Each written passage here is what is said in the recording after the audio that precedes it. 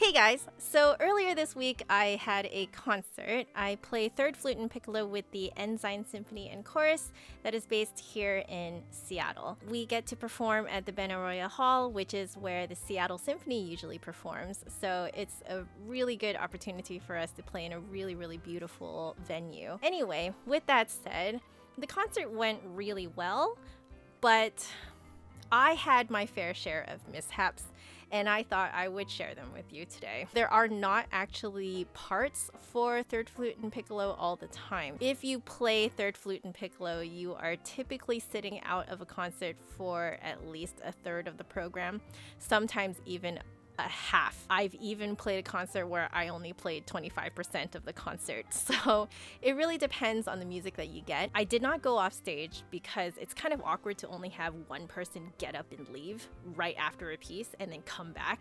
It kind of looks like you don't care about the music that's being played, and it looks like a huge distraction too. Plus people have to wait for you, so it gets really awkward. So anyway, I just sit there and, make myself look very professional, like I know what I'm doing, I'm enjoying the music, etc, etc. Now, the way I have my music set up, I use these folders that I get from Daiso. I currently have some random trash in there, don't mind that. Daiso is a Japanese dollar store. Here in the States, everything is about like $1.50. In Canada, I think it's like everything is like $2. I got these folders because they keep my music really new looking. It really prevents me from crushing it in my bags. Now the thing is, these folders are quite wide, and if you place them like this, and if you're to push it like this, you see how it'll just pop back up like this, right? So this was sitting behind my music. The reason why I bring it on stage is because it's really convenient to put my piccolo flag in here without things kind of falling all over the place, because I have to bring a lot of stuff on stage. I have to bring flute, piccolo, my flute and piccolo stand, my flute flag, and my music. It's a lot of stuff. I do bring the folder up with me because I can hide it between my music stand and my actual music. In this case, I forgot that it does that. Physics was not a thing I was thinking about, and so I'm straightening out my music, and then I end up pushing right down here against my music, and of course, guess what happens? Boop! All of my music on this side of my stand came popping out. Thank God for video game reflexes, because I just stuck my hand out and caught it when it was halfway down. Apparently no one noticed. Not even my boyfriend noticed. I was actually kind of disappointed that he didn't notice. You can do what the principal oboist in my symphony does. She actually makes copies of all of her music, and then she hole punches them so she can put them all in a binder. It's a black version of this, right? So it's really heavy. It'll stay on your stand. It forces everything to stay in order. Now the thing is, I personally just don't have the patience to do that. I should. Everyone should do that, but yeah. Lazy. So lesson learned, if you do not do what my principal oboist does, you should not mess with your music when you are in concert. The second mishap that happened was when we were playing the Romeo and Juliet Overture by Tchaikovsky. So I will link a direct link to the IMSLP online PDF of the music. You can actually go and view it yourself to see what I am talking about. In the beginning of this piece, the piccolo does not play for a grand total of 89 bars. I did the math. Basically, you're out for almost 100 bars. And during this time, the music is very solemn, very slow. It's very espressivo, I know this music really well. To be really honest, I was getting a little bit bored of it. Now, usually during rehearsal, I trust myself to know when the flutes come in for a particular part, and I actually start counting there. For most of these 89 bars, I typically don't actually count through them. But when I was in concert, I doubted myself, and I was like, nope, I am going to count the entire way through. If you're wondering how I count, I actually count using my hands.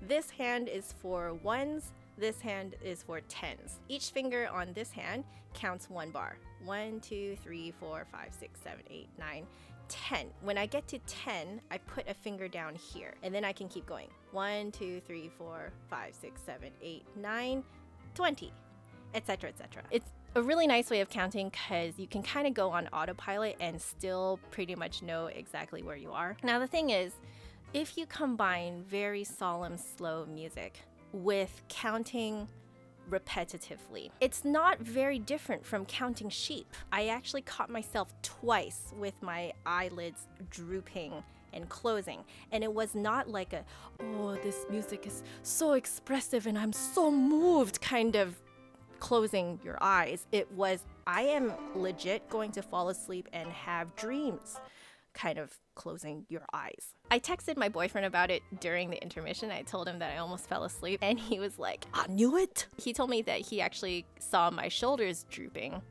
Yeah. The third mishap that happened was quite unfortunate, and again, this happened because I deviated from what I normally do in rehearsal. Normally in rehearsal, if I'm not playing a piece, I'm, like playing games or browsing Reddit on my phone. I put my piccolo on the side on my piccolo stand. But in the concert, I was like, oh no, I want to make sure that my piccolo is warm for the entire thing. So I left it on my lap. I forgot that my piccolo has this issue where there's a little bit of padding between the A sharp key and the key that connects the A sharp key with the A key. When it gets too warm, that padding there actually gets sticky, and so it basically sticks the A sharp key and the A key together. So when you finger an A sharp, it actually brings the A key down with it, and so you end up playing an A natural. This problem has not happened in years. It's just because up here in the Pacific Northwest,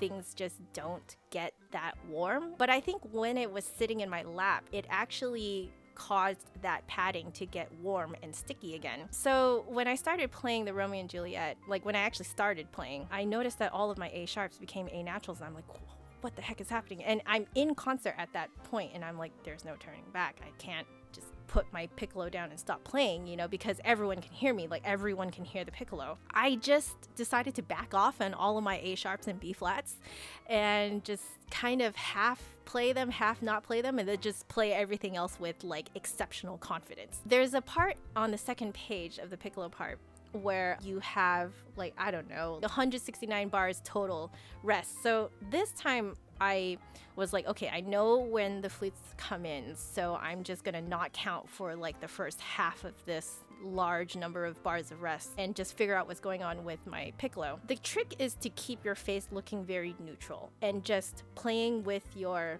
instrument in your lap in such a way that it looks like you're just doing the professional thing and tweaking your instrument so that you can play even better and even more in tune, But inside I'm like freaking out, right? I look down and I play with the A sharp fingering enough to realize that it's bringing down the A key along with it, and I'm like, oh gosh, wow, I have not encountered this problem in years. The music that we are reading off of, we just printed it off of IMSLP, like the exact same part that I've linked to you guys in the bottom bar below. So I was like, well, this is my own paper. I'm not ruining, rented music or anything like that. So I took the music off my stand, put it in my lap, and I just kind of, as discreetly as I could, stuck between there at that little padding area, and I just pressed down as hard as I could to try to make it less sticky. I was trying to get all the stickiness onto the actual paper. Now, unfortunately, I didn't have enough time to do it enough that it got completely unsticky by the time I started playing again. When I started playing again,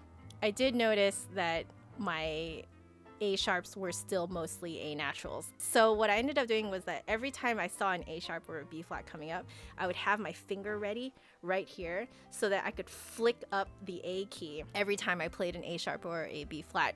So of course it made it sound like every single one of my A sharps and B flats had this random A natural grace note in front of it. But whatever, you keep your face looking neutral and like you meant for that to happen.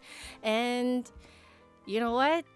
It worked. The second flutist actually told me after the concert, when I told her that I had this problem, she said that she didn't even notice. And she was like, I'm sitting right next to you and I should have heard it, and I totally didn't hear it. So good job. So that's probably one of the highest compliments you can get as a performer, is when things go wrong and the performer next to you doesn't even notice that something has gone wrong. For the second half of the concert, after we played the Romeo and Juliet, that little padding between the A sharp and the A key got unsticky. So for the rest of the concert, it was fine. Of course, it only goes wrong in the piece that I play the most in, right? So that's just how concerts go. So anyway, I hope you guys enjoyed hearing about my experience. If you guys have had similar experiences, please tell us in the comments below. Share your stories. It's always really fun to read your experiences and to see you guys responding to each other. If you guys like this video, make sure you give me a big thumbs up and hit subscribe for new videos every Saturday. My last video is over there, and if you want to catch me during the week, my social media networks are down there. But otherwise, I will see you guys next week.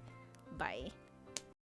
Again, lesson learned. Just don't deviate from what you usually do in your rehearsal, okay?